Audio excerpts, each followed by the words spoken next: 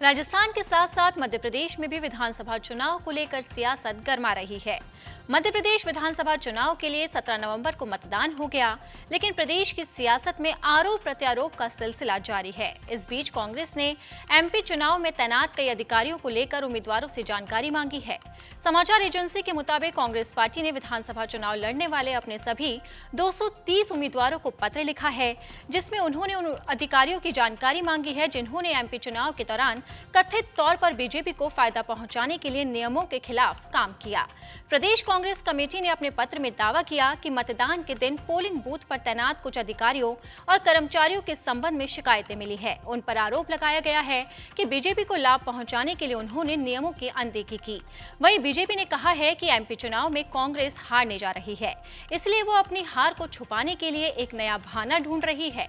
उन्होंने कहा कि सरकारी कर्मचारी और अधिकारी लोकतंत्र के संरक्षक है और कांग्रेस अपनी अखंडता के बारे में सवाल उठाकर पहले ही वोट खो चुकी है। जिन लोगों के पास मतदान केंद्रों पर बैठने के लिए कार्यकर्ता नहीं है, वो इस तरह के मनगढ़ंत आरोप लगा रहे हैं।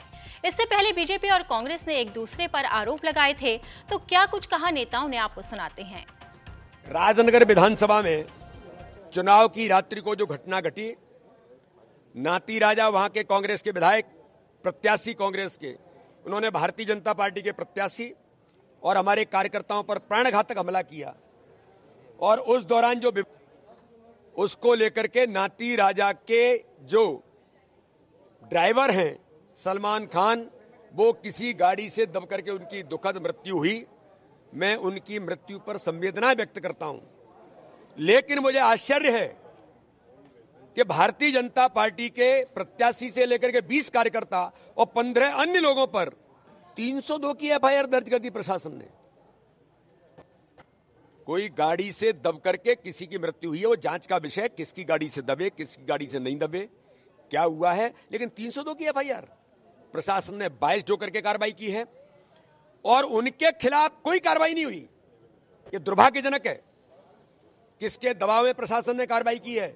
आज हमने इलेक्शन कमीशन को कहा है कि इसके बारे में जो प्रशासनिक अधिकारी दोषी हैं उनके खिलाफ कड़ी कार्रवाई होनी चाहिए। और दूसरा, दिग्विजय सिंह जाकर के न्यूसेंस क्रिएट कर रहे हैं खजुराहो के अंदर, राजनगर के अंदर, बिना किसी अनुमति के थाने पर टेंट लगा रहे हैं, वहां गुंडागर्दी करा रहे हैं, लोगों को धमका रहे हैं, अधिकारी कर्मचारियों को धमका रहे हैं और बिना अनुमति के वहां रात को रुक रहे हैं।